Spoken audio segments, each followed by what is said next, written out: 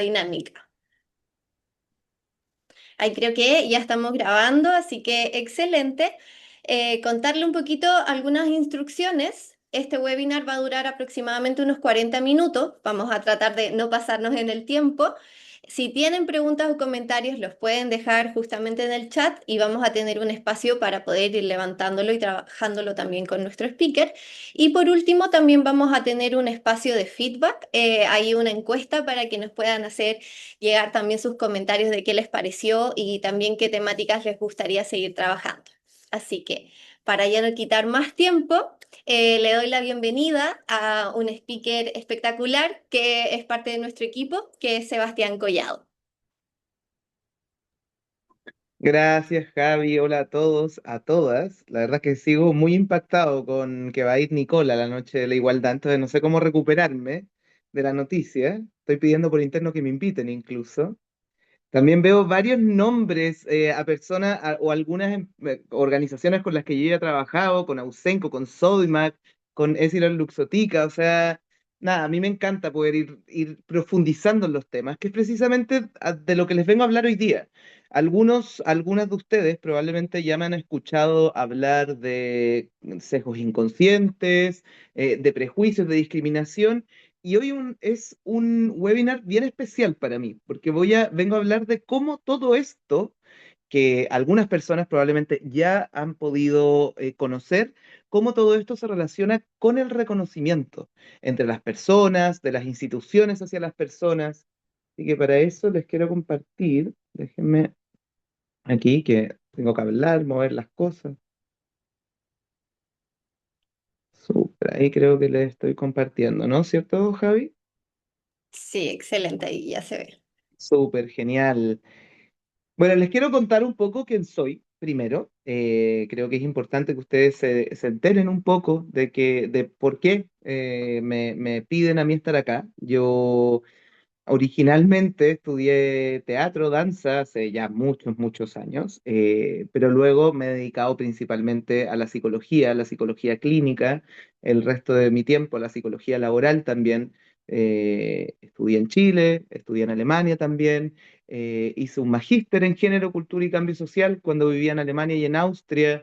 Me doctoré en psicología, hice un doctorado bien especial, específicamente en el estudio de la relación entre la salud mental y la discriminación de una población específica, pero mi tema de interés fue tratar de entender cómo esto que llamamos discriminación o prejuicios se relaciona con el sufrimiento psicológico de las personas. Eh, y también actualmente trabajo para el Instituto Milenio para la investigación de la depresión y la personalidad, investigando aún, pero con personas particularmente en los procesos de discriminación y salud mental en adolescencias trans. A eso me dedico en la actualidad en el mundo de la investigación. Y además trabajo como psicólogo clínico. Atiendo pacientes, concretamente en la consulta privada, trabajo con adolescentes, con sus padres y también trabajo con adultos y adultas y sigo dando clases en la universidad. Y ya llevo, mientras preparaba esta presentación, ya llevo alrededor de 6 años trabajando con Factor Diverso Pride Connection. Así que nada, ya hay una mochila y creo que son 7 en realidad, porque es del 2019. Déjenme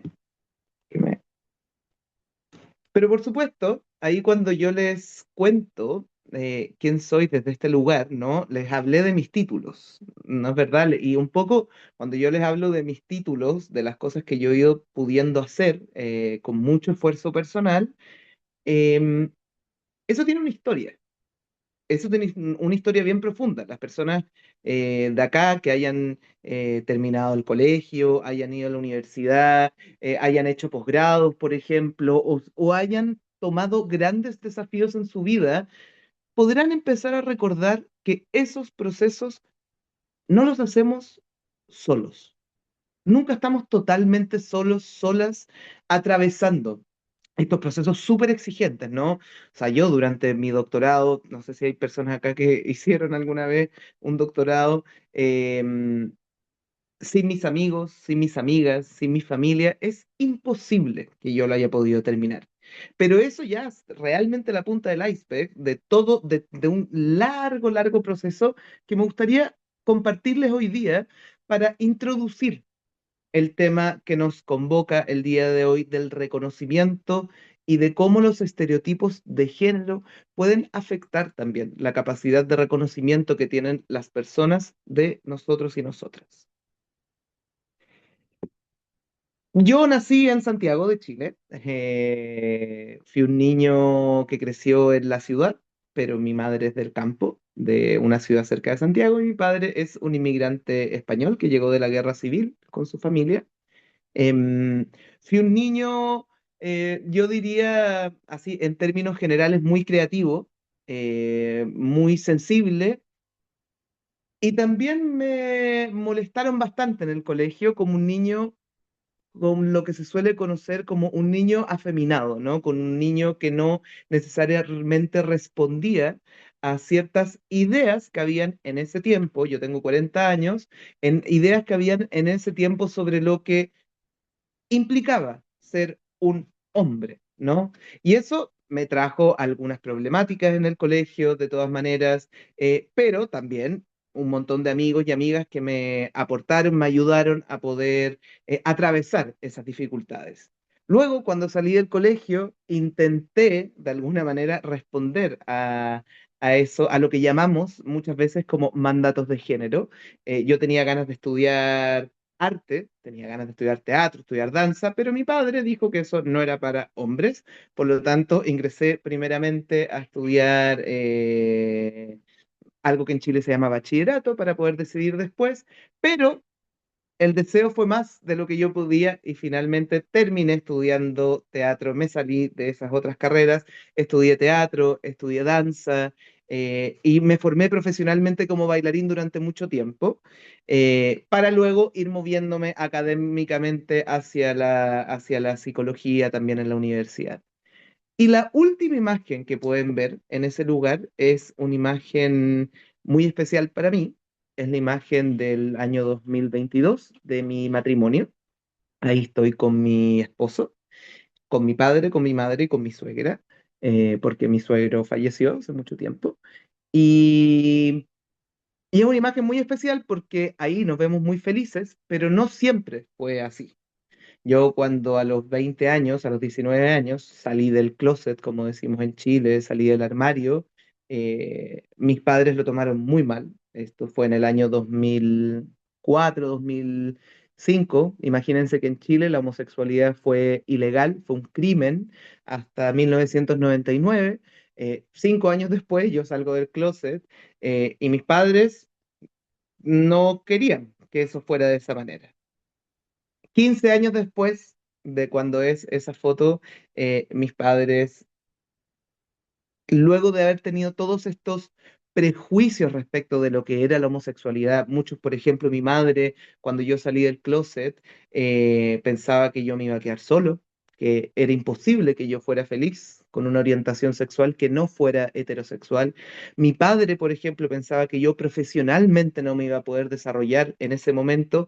¿Y por qué?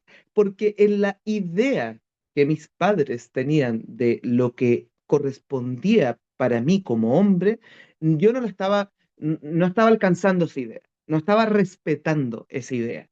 Y mis padres, no de malas personas, ¿no? También con mucho amor, eh, pensaban que ese no respeto de lo que yo debía ser como hombre podía implicar en el futuro muchas problemáticas. En el caso de mi mamá, problemáticas emocionales, en el caso de mi padre, problemáticas incluso profesionales. Actualmente nada de eso está ocurriendo. Mis padres aman a mi marido, yo me llevo muy bien con mi suegra, lo que indica que esos prejuicios, esos estereotipos que tenían mis padres de lo que debía ser un hombre y de lo que era un homosexual, ellos, a través de la experiencia, a través de verme, de ver que luego de yo contarles que efectivamente yo me enamoraba de los hombres, Al otro día me volví a levantar, me lavé los dientes, fui a trabajar, en ese momento fui a la universidad, que la verdad en mi personalidad, en mí, nada había cambiado. Y con el tiempo y con mucha ayuda profesional también en ese momento, mis padres fueron aceptando, yo también luego perdoné a mis padres, por supuesto, porque fue muy difícil de todas maneras. Y luego recién aparece esto que podríamos pensar, si es que cuando a mí me presentan y dicen, sí, es doctor en esto, es postdoctor en esto otro, suena, ¿no?, a una trayectoria exitosa, pero esa trayectoria yo no la viví solo. O sea, efectivamente, yo me pregunto a veces, ¿qué habría pasado conmigo en esa época, cuando yo salgo del closet, si es que mis padres efectivamente me hubiesen rechazado por siempre, por ejemplo?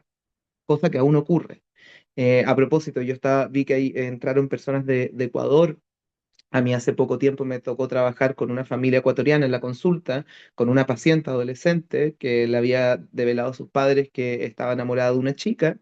em, y los padres me comentaban a mí, con mucho sufrimiento, que la religión que ellos habían aprendido, que la forma en que ellos fueron educados en Ecuador, no les permitía aceptar a esta hija. Y la madre lo logró finalmente, pero el padre no pudo.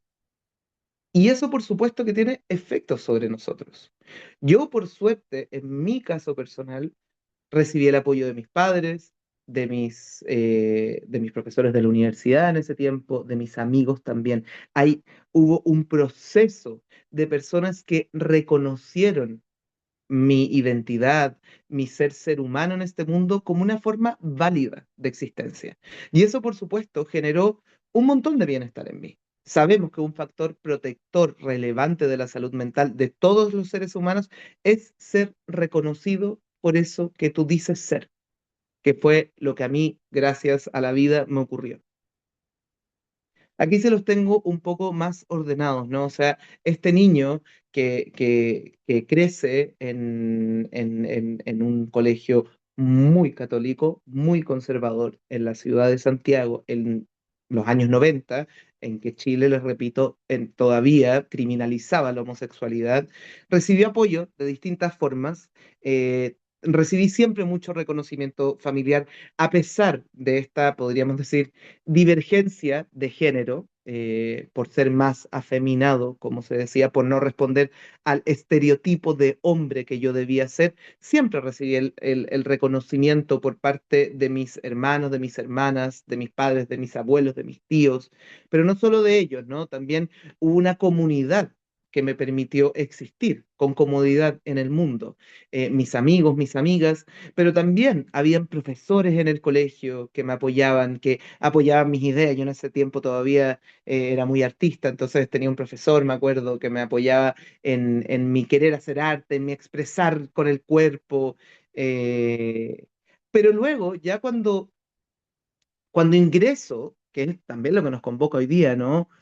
Cuando ingreso al mercado laboral para las personas para personas que no necesariamente respondemos a estos estereotipos que les decía, y esto no solamente personas de la diversidad sexual, también estoy pensando, por ejemplo, una mujer que entra a un cargo de liderazgo en una empresa muy masculinizada, por ejemplo, es muy importante que tus líderes en ese lugar también hagan un ejercicio de reconocimiento de ti, en ese caso, de tus capacidades profesionales. Aquí no necesariamente de mi ser humano, aunque por supuesto lo profesional y la vida personal van de la mano, pero para mí personalmente fue muy relevante recibir el reconocimiento de los líderes en los distintos trabajos que yo he tenido que me han permitido esta trayectoria, ¿no? Y también un reconocimiento directamente institucional. O sea, cuando yo retorno a Chile el año 2018, propongo un tipo de investigación para poder recibir una beca doctoral, una investigación que iba a investigar la salud mental de la población de la diversidad sexual, y el Estado de Chile, el Ministerio de Ciencia, reconoce este deseo mío personal como un deseo también válido de ejercicio profesional. Y esto para mí fue tremendamente relevante en un proceso también de seguridad, de autoestima, de creer en mis capacidades. O sea, esta idea, y lo vamos a ver en un segundo, esta idea de que cada uno o cada una se hace por sí sola, que no necesitamos de nadie, que individualmente podemos con mucho esfuerzo personal surgir. Por supuesto, yo no estoy negando el esfuerzo personal, que es tremendamente relevante, pero hay veces que podemos tener todo el esfuerzo personal posible. Yo esto lo veo mucho en la psicología clínica con algunos pacientes, ¿no? Que han tenido procesos históricos de no reconocimiento, donde un poco da lo mismo la cantidad de esfuerzo personal, porque siempre necesitamos que haya alguien al menos, o algunos, algunas que reconozcan esa existencia válida en la que estamos.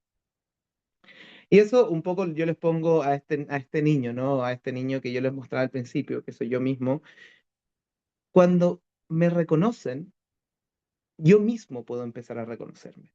O sea, como les decía, a medida que, por ejemplo, el Estado de Chile, a través de su Ministerio de Ciencia, reconoce mi trabajo y me entrega una beca para estudiar 4 años financiados por el Estado, hay un proceso en que hay un reconocimiento externo que también implica un reconocimiento de mí hacia mí mismo. Y en ese proceso estamos constantemente los seres humanos. ¿A qué me refiero esto? Durante Durante mucho tiempo, al menos en la filosofía occidental y en la ciencia occidental, las primeras teorías respecto de la humanidad, de la subjetividad, de la identidad personal, hablaban de que cada ser humano es una célula en el mundo, ¿no? Cada ser humano, con su esfuerzo personal, con sus deseos personales, logra surgir en el mundo, independiente de las condiciones que hayan alrededor. Gracias a la investigación científica, hemos podido darnos cuenta que esto, la verdad, no es así. Y no es así desde el inicio de la vida. Como les dije, yo doy clases también en un magíster de psicología clínica infanto-juvenil y sabemos que los bebés cuando nacen, cuando llegan al mundo, son cuerpos humanos que pueden o no pueden surgir como seres humanos con toda su fuerza en el mundo. ¿Y de qué depende de eso? ¿De qué depende? De que hayan otros seres humanos que miran a ese bebé, que lo reconocen como un ser humano válido, que le entregan, por supuesto, comida, calor, todo lo que necesitamos fisiológicamente, pero que también le entregan una mirada de amor, una mirada de sí, tú eres válido en eso que tú estás siendo en este momento. Y esto desde el inicio de la vida hasta el final de la vida. O sea, si bien este es un proceso em, que se inicia desde que literalmente llegamos al mundo. Luego, por ejemplo, cuando yo les decía, cuando uno ingresa al mercado laboral o cuando uno ingresa al colegio o cuando uno ingresa a la universidad, esta necesidad de que otros me reconozcan en mi singularidad es algo que está por siempre acompañándonos. Siempre es necesario a lo largo de la vida que hayan otros, otras que nos reconozcan, y no solo otras y otros humanos, o sea, instituciones también, líderes, la organización completa, reconocimiento simbólico, etcétera. Y como les decía, este reconocimiento eh, no es un reconocimiento que no esté atravesado, que no esté moldeado, enmarcado por la cultura en la que vivimos. Yo les conté, ¿cierto?, qué ocurre cuando, por ejemplo, una mujer ingresa a trabajar a una industria muy masculinizada. Ya les voy a mostrar algunas cifras más adelante, pero sabemos, por ejemplo, que la industria, hay algunas industrias en Chile en particular. Hubo una investigación el año pasado en la industria de la minería en específico, donde para las mujeres líderes era muy difícil instalarse en esa posición de líder. Eh, no porque no tuvieran la voluntad, el deseo, sino porque los otros no reconocían a esa persona como una líder válida. Y ahí, por supuesto, se empezó a investigar y efectivamente, no sé en los otros países, pero en Chile, por ejemplo, en la minería, hasta no tanto tiempo atrás, cuando una mujer ingresaba a la mina, era mala suerte. O sea, era parte de... La mujer no podía ingresar a la mina porque los hombres consideraban que el ingreso de la mujer podía generar un desprendimiento de tierra, un derrumbe, no poder encontrar la veta, lo que sea. Eso que yo les estoy contando, que es una historia antigua, que data desde que quizás cuánto tiempo, yo no tengo idea, nunca he estudiado cómo se creó ese mito en la minería, pero eso termina transformándose en un lente que nos ayuda a leer la realidad. Entonces, si bien quizás yo no estuve en el origen en el mito. Bueno, estaba prohibido por ley que las mujeres entraran, efectivamente. Justo me estoy leyendo un libro actualmente que ocurre en un libro chileno que ocurre en el 1850 y estaba prohibido que las mujeres entraran a las minas, pero también a las construcciones, a los edificios que estaban en construcción. Los arquitectos también los constructores también tenían esta misma idea. Yo no necesito estar en el momento en que se funda ese mito para creer en ese mito y para ver el mundo a través de ese mito. Eso es un estereotipo. Y en este caso estoy hablando de un estereotipo de género que dice, cuando una mujer entra a la mina, puede ocurrir algo muy grave. Cuando yo les contaba que mis padres, yo les digo, papá, mamá, estoy de novio, y me dicen, ay, ¿cómo se llama la chica? La chica se llama Felipe, y mis padres, bueno, mi padre literalmente se desmaya. Los estereotipos, cuando son muy fuertes, como en el caso de mi padre, por ejemplo, mi padre tenía un estereotipo de género sobre lo masculino, sobre cómo sus hijos varones debían ser en el mundo, que literalmente lo hizo desmayar. Será tan profundo lo que él, porque los estereotipos no son solamente, no están en la cabeza, están en todo nuestro cuerpo. Son mecanismos. Cuando entra la mujer en la mina, no es que los mineros estén pensando en el 1850 o en el 1950, estén pensando, ah, está entrando una mujer. Los estereotipos los sentimos en el estómago, los sentimos en la guata, como decimos en Chile. Entonces, cuando yo le cuento a mi padre, o cuando entra la mujer en la mina, le digo a mi padre, se llama Felipe, mi padre simplemente es tal la disonancia cognitiva que le entra entre lo que debe ser un hombre y lo que está siendo como hombre su hijo, que el choque es muy grande y a mi padre su sistema fisiológico deja de funcionar y se desmaya.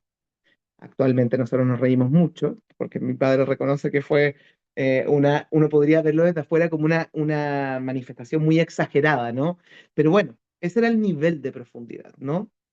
Y los estereotipos eventualmente nos pueden llevar a los procesos que conocemos como discriminación. Tener un estereotipo, o sea, que yo, por ejemplo, es muy difícil, habiendo crecido en esta cultura, que yo, siendo un varón homosexual, por ejemplo, no tenga estereotipos negativos hacia el buzón de las impuras, Paula. Increíble el libro, El buzón de las impuras se llama, que precisamente se trata sobre estereotipos de género en el 1850 en Chile, una novela preciosa. Eh, Tener estereotipos en mi mente no es ni bueno ni malo en sí mismo. Es imposible que no tengamos estereotipos. Los estereotipos son herramientas que los seres humanos, por nuestra evolución, hemos desarrollado para poder ver el mundo. O sea, yo no puedo estar todo el día aprendiendo información nueva. Entonces, los estereotipos funcionan como atajos. Son caminos más cortos para sacar conclusiones. En una sociedad, por ejemplo, que ha sido profundamente homofóbica, como la sociedad chilena, como les decía, que hasta el 2000 la homosexualidad era un crimen, etcétera, etcétera, cuando yo me di cuenta que gustaba de los hombres, por ejemplo, tengo la imagen, ¿no? Tengo el recuerdo de yo sentir el dolor que sintió mi padre luego y se desmayó, ese dolor lo sentí yo conmigo mismo. ¿Por qué? Porque yo también internalicé el estereotipo de los hombres, el estereotipo de que los hombres deben gustar de las mujeres, que los hombres solo son hombres válidos en el mundo cuando gustan de las mujeres. Si es que no gustan de las mujeres, ya no soy un hombre válido. Lo mismo cuando estamos hablando cuando hablaba de las mujeres en la mina, ¿no? Simplemente por el hecho de ser mujer, de tener unos genitales en particular, por tener un cuerpo particular, etcétera, a esa mujer no se le permite el acceso a la mina, a la universidad, a ciertos trabajos y así sucesivamente. Cuando el estereotipo, cuando esta información y estos sentimientos que tenemos los llevamos a la acción, ya estamos hablando de discriminación directamente. O sea, de nuevo, ¿es un problema tener estereotipos? No, porque es imposible que no tengamos estereotipos. Lo que sí es un problema es cuando hacemos uso de esta información de forma inconsciente, sin habernos preguntado nunca si esa información es correcta o incorrecta, y lo llevamos a la acción. Un ejemplo, soy psicóloga laboral y tengo que participar de un proceso de selección de personas, estoy buscando choferes para la flota de camiones de la organización. Esto es un ejemplo real, es un ejemplo que yo viví en una organización. Y el psicólogo laboral a cargo era una persona de 50 años que había escuchado toda su vida que las mujeres conducen mal. La mujer lo escuchó de su abuelo, de su abuela, de su papá, de sus hermanos, sus hermanas, porque las hermanas también habían internalizado el estereotipo de que las mujeres conducen mal. Le tocó, nunca se lo había preguntado, ¿no? Y le tocó un día hacer el proceso de selección de la nueva flota de choferes, de los choferes de la nueva flota de camiones.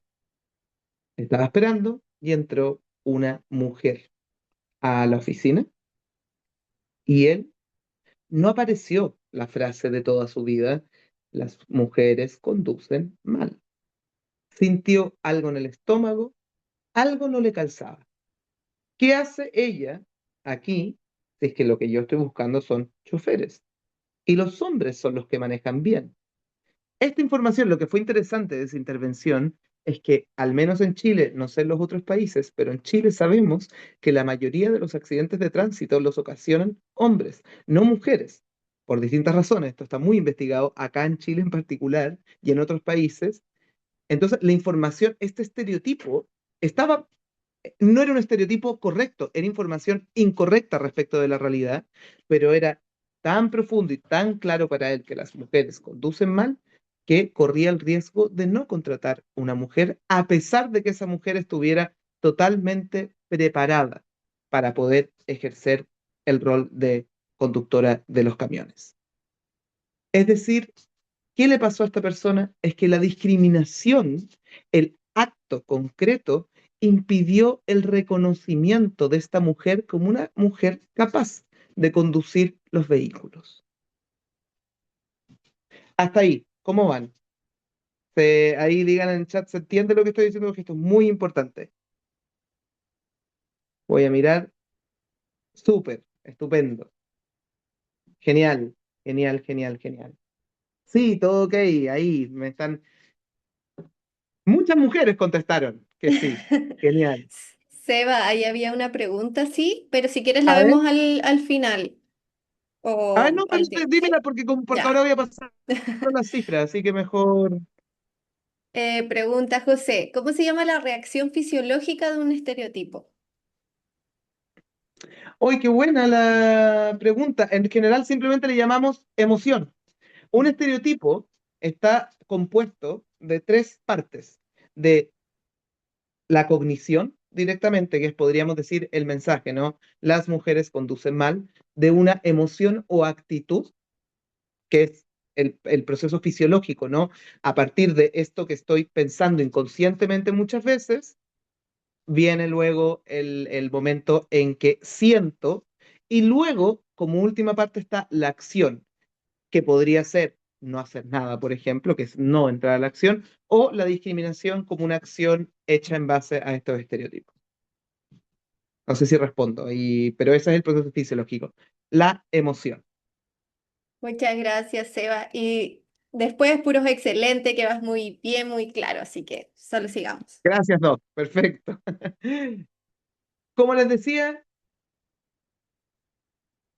la falta de reconocimiento a propósito, cuando está atravesada por estereotipos de género, Por ejemplo, lo que les he ido diciendo, ¿no? Mi padre respecto de cómo tienen que ser los hombres, las mujeres, la mina, etcétera, tienen consecuencias directas sobre los seres humanos.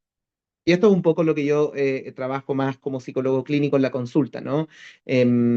Voy a hablar un poco de personas LGBT y de mujeres como personas que son particularmente, a mí no me gusta la palabra víctima, pero en este momento no se me ocurrió otra, que son blancos, que son un target de muchos estereotipos, las personas lesbianas, gays, bisexuales, trans y mujeres. Por ejemplo, sabemos que en el caso de las personas lesbianas, gays, bisexuales y trans, el 70% de la población LGTB vive rechazo parental. Eso es mucho. Ah, y por supuesto, rechazo en base a su orientación sexual o identidad de género, ¿no?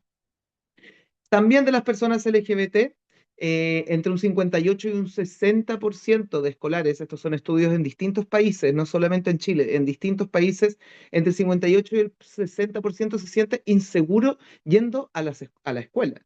O sea, imagínense lo que es todos los días levantarte.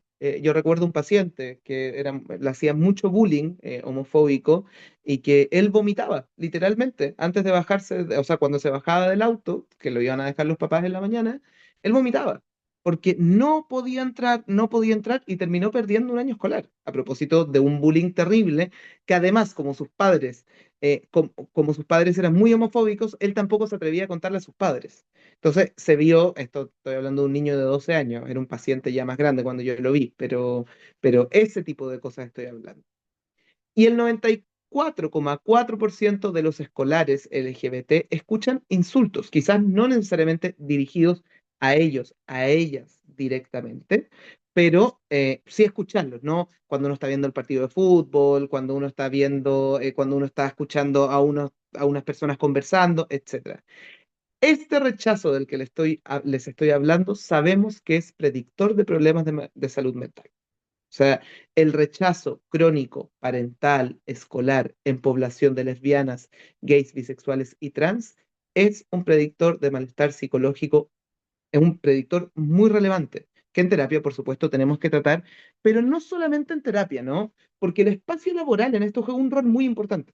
O sea, muchas de las personas de la comunidad LGBT y también muchas mujeres que por el hecho de ser mujer recibieron algún tipo de violencia durante el colegio o en sus casas, luego el espacio laboral se transforma en un lugar que puede ser un obstáculo o un facilitador de la vida, simplemente, ¿no? O sea, pasé toda la vida, por ejemplo, o no necesariamente toda la vida, pero pongamos el ejemplo que yo les decía de este paciente, que le hicieron mucho bullying en el colegio. Él luego estudió, recuerdo, estudió ingeniería comercial y luego tenía que entrar a trabajar. Y estaba muy asustado, porque, claro, su experiencia era de que en general la gente te hace bullying, la gente te molesta por ser quien eres, y no quería entrar al espacio laboral porque tenía la predisposición, incluso antes de trabajar, de que ese iba a ser un mal lugar. Y ese es el rol que tienen las organizaciones en nuestra sociedad. O sea, las organizaciones sigue siendo un espacio social en el que pasamos la mayor parte del tiempo, que puede ser un obstáculo o que puede aumentar la sensación de inseguridad, por ejemplo, en una mujer que se vio muy violentada a lo largo de su vida en el colegio, que le hicieron por alguna razón mucho bullying, porque no respondía a todo lo que debía ser una mujer y luego entra al espacio laboral y lo vuelve a vivir. Pero también está la posibilidad de que no lo volvamos a vivir. Y por ejemplo, yo lo he visto acá trabajando con Factor Diverso, lo que le pasa a los trabajadores LGBT o a las mujeres cuando sus organizaciones, pensando que iban a ser muy malos espacios para trabajar, de repente se encuentran que hay protocolos de activación en caso de abuso sexual.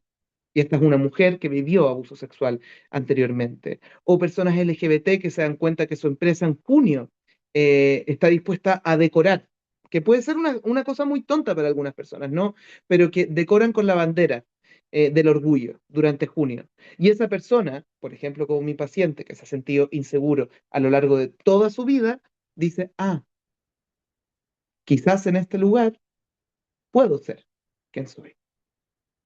Y en Chile, por supuesto, los estereotipos de género que les venía contando, ¿no? O sea, imagínense que no hasta hace tanto tiempo las mujeres, como les decía, no podían entrar a la mina. eh, y, y actualmente, por ejemplo, en construcción, estos son datos de Chile, ¿no? El 50% de las mujeres que trabajan en la construcción en Chile dice recibir comentarios despectivos en su ejercicio cotidiano. Es decir, yo en quien soy, yo me siento mujer, soy mujer, vivo como mujer en este mundo y estoy constantemente escuchando comentarios despectivos respecto de mi género. Y en Chile, bueno, tenemos también un problema de brecha salarial aún en el trabajo formal que llega hasta el 24,4%, de acuerdo a los datos de la OCDE y de la Universidad Diego Portales del año pasado, pero esto se vuelve peor aún cuando hablamos de cargos de mayor calificación, donde la brecha aún es de un 33,5% en este país. De nuevo, lo que más me interesa subrayar con todos estos datos es que la discriminación que podemos vivir en el espacio laboral puede impactar en la salud mental y cuando hay impacto sobre la salud mental, inevitablemente hay problemas de productividad, de compromiso laboral y de satisfacción con su trabajo. Entonces, esto no es solo un problema individual, ¿no? O sea, si es que yo realmente quiero tener, por ejemplo, una organización donde los niveles de productividad sean los que necesitamos como organización, que las personas se comprometan con la organización, que se sientan satisfechas, que son todos, es esta como red muy compleja que necesitamos para que a la organización le vaya bien, necesitamos construir espacios libres de discriminación. Y como se decía ahí en el chat, hay una persona que dice que una familiar, mujer, trabaja en construcción y ni siquiera la saludan. O sea, ¿qué tipo de trabajo? Es hacia allá donde les quiero invitar a pensar, ¿no? ¿Qué tipo de trabajo puedo entregar yo si es que entro a mi lugar de trabajo y no me saludan? ¿Qué tipo de productividad puedo alcanzar? ¿Qué tipo de compromiso puedo generar con la organización? ¿Y qué tan satisfecha puedo estar con este trabajo que estoy haciendo? Esto que les estoy contando por suerte, al menos en la jurisdicción en Chile, ya existen instrumentos que nos ayudan a medir cómo los sesgos y los estereotipos afectan la salud mental de las personas a través de lo que conocemos como los cuestionarios de evaluación de ambiente laboral y salud mental, ¿no? A través de los riesgos psicosociales en el trabajo, donde la discriminación es un riesgo psicosocial en el trabajo con capacidad de generar problemas de salud mental y disminuir la productividad de las personas colaboradoras.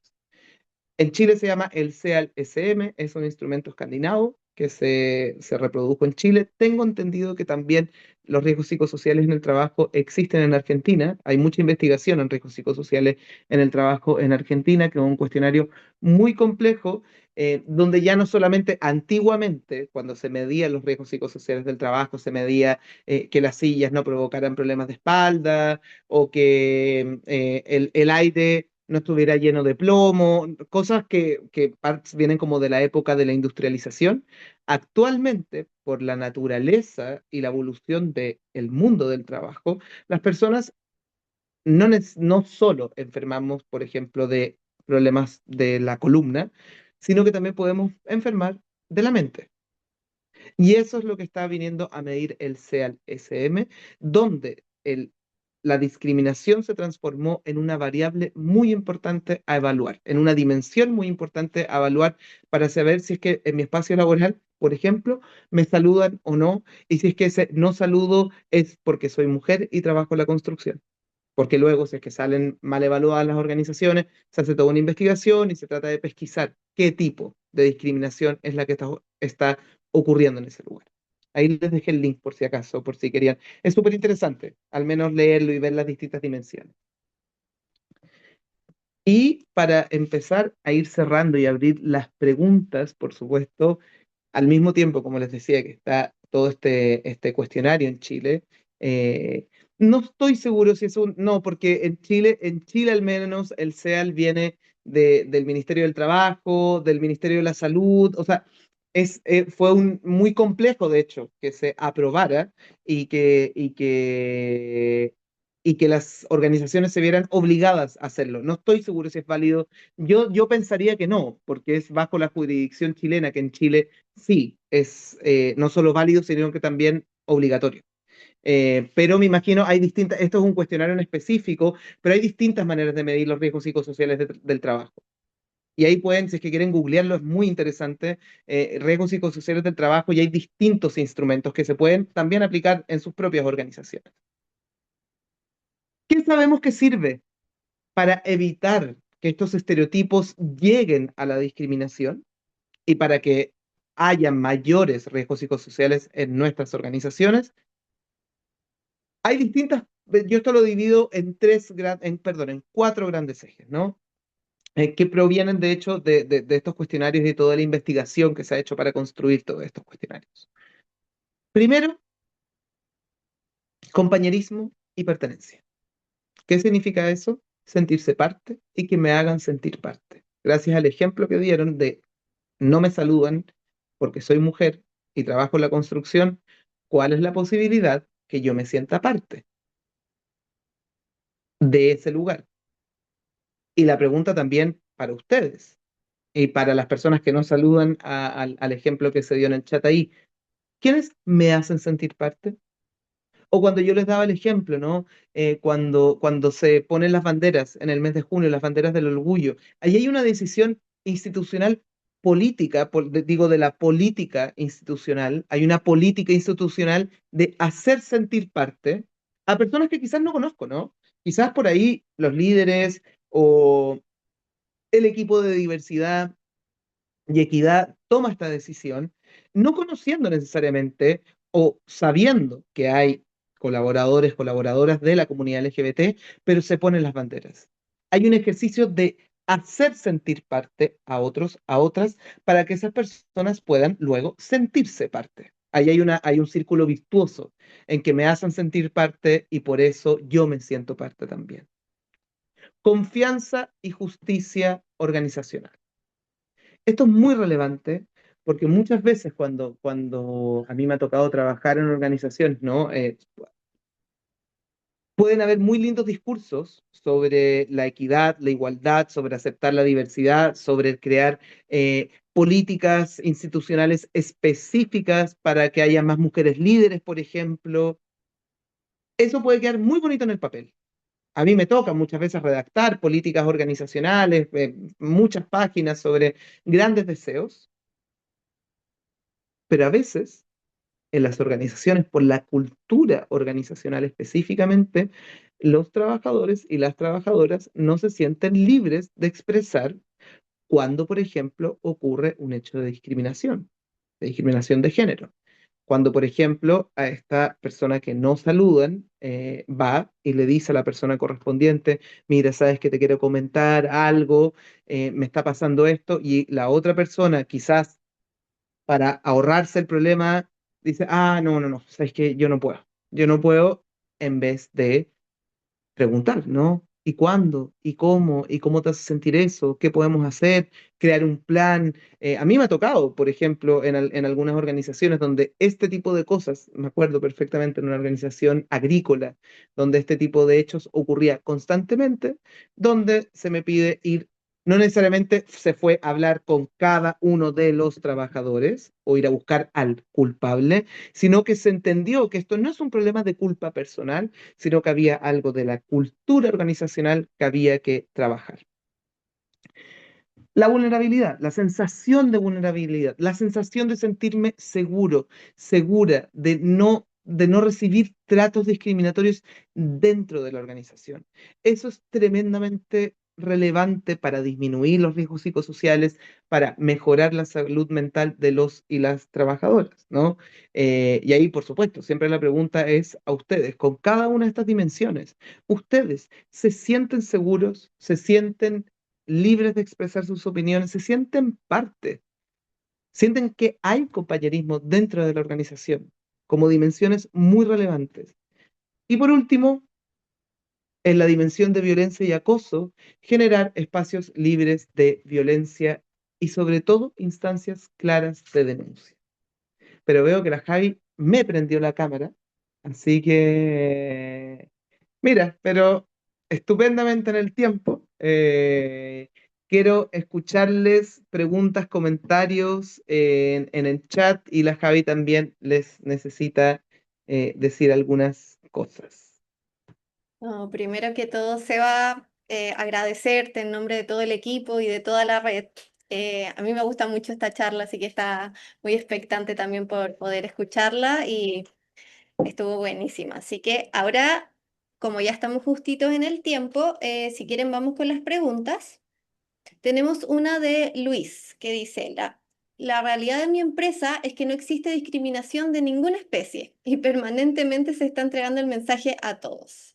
Bien, no era una pregunta, era ahí un reconocimiento entonces para Entity Data Chile. Genial, genial. Bueno, y supongo que también se ha ido la idea de ir recalcándolo y diciéndolo y poniéndolo. Cada vez tenemos más conciencia también. Me alegra mucho que aparezca esa percepción, ¿no? Totalmente. Marilyn ahí también dice que excelente charla, que le encantó. Gloria también, que es una excelente exposición.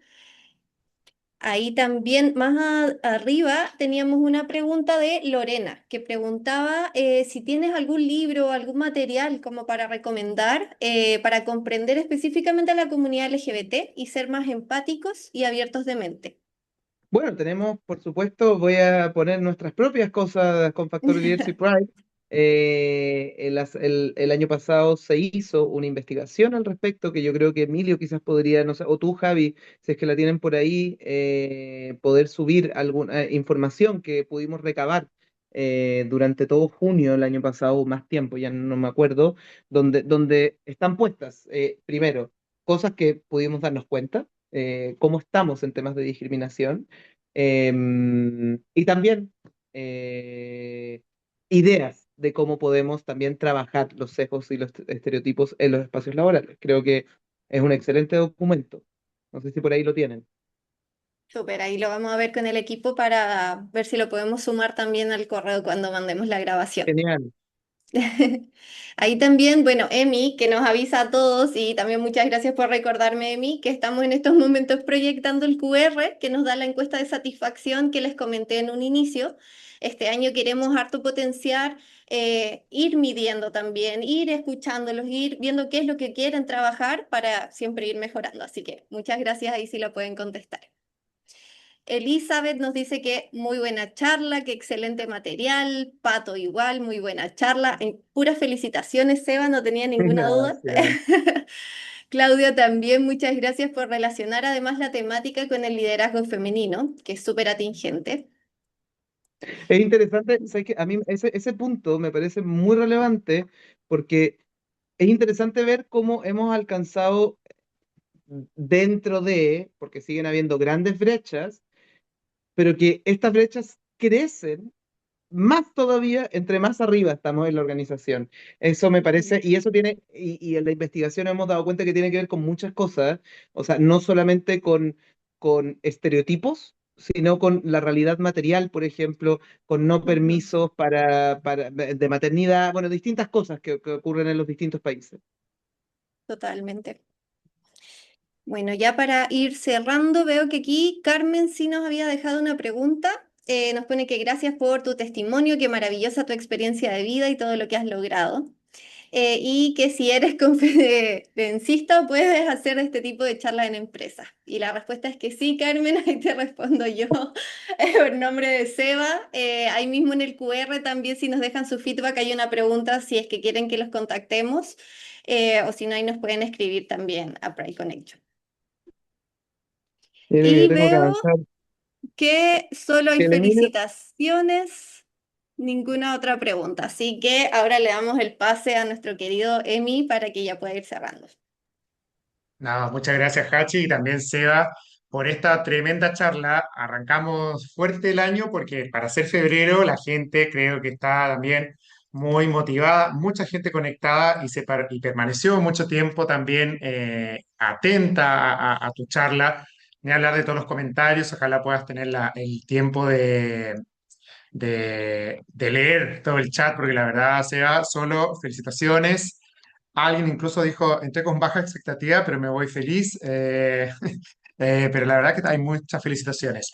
Y tomando ahí lo que la pregunta de si Seba hace charla, la verdad que Seba es parte de nuestro mix, pool de relatores expertos en la materia. Seba hace varias de las charlas que nosotros como Factor Diverso implementamos, así que por ahí, el QR que está ahí es para seguir respondiendo a la encuesta anterior, la que Hachi ahí le está pidiendo ayuda con el feedback, pero si tienen por ahí todavía, dicen, uy, me queda una semana para el 8M y no hice nada, podemos todavía poder ayudarles porque nos quedan todavía algunos espacios libres en la agenda con distintas temáticas, desde acciones dinámicas como teatro, como realidad virtual, también equitrivia, hacemos que los equipos jueguen aprendiendo sobre la equidad de género, sobre los sesgos. Seba además es uno de los relatores ahí estrellas de sesgos inconscientes. También tenemos charlas ágiles, o sea, tenemos la verdad que ya todo bastante armado y aceitado para, si ustedes están contra el tiempo, vamos y les conmemoramos el 8M, que también, ojo, no es solo el 8M en sí mismo, sino que es todo marzo, así que si no llegan a la semana del 9 de marzo, podemos también llegar al 16 de marzo, al 23, así que tenemos todo el mes para activar. Y con eso también me despido, Seba. Muchísimas gracias por ayudarnos a dar inicio a este kickoff, este puntapié al año de Pride Connection. Y también, por último, antes de dejarte para que tú nos ayudes con el cierre, decirle a las empresas que son parte de la red Pride Connection que el 31 de marzo, ya les vamos a mandar eso, vamos a tener el encuentro inicial del año donde se vienen muchas sorpresas. Se viene el kickoff del programa de mentorías, se viene también la muestra de todo el plan de trabajo y el cambio de imagen. Vamos a entrar a los 10 años de Pride Connection con cara nueva, así que hoy esta fue la última vez que vieron este template, esta imagen de Pride Connection, porque viene un cambio también muy importante. Así que si todavía no son parte de la red para el ciclo 2026, estamos a tiempo todavía de que nos confirmen hasta el 31 de marzo para que sigas aprovechando todo el plan de trabajo que se viene bastante interesante, muy potente para el 2026. Seba, nuevamente, muchas gracias. La verdad que, nada, un expositor de lujo. Sí, muchas gracias a ustedes.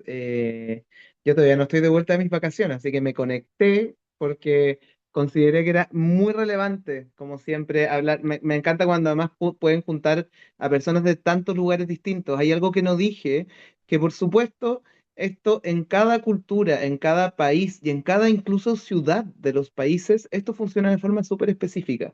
Así que yo solo les dejo con la pregunta, ¿no? Como para pensarla durante el resto del día.